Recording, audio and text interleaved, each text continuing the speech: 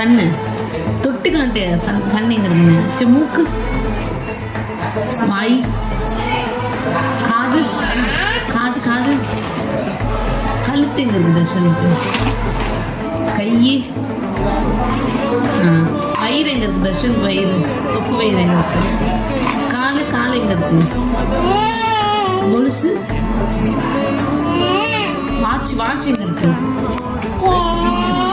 பூ எங்க வச்சிருக்க. பூ அங்க இருக்கா.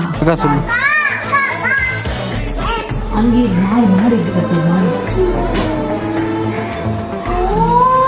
ஆடு ஆடு ஆடு ஆடு ஆடு ஆடு.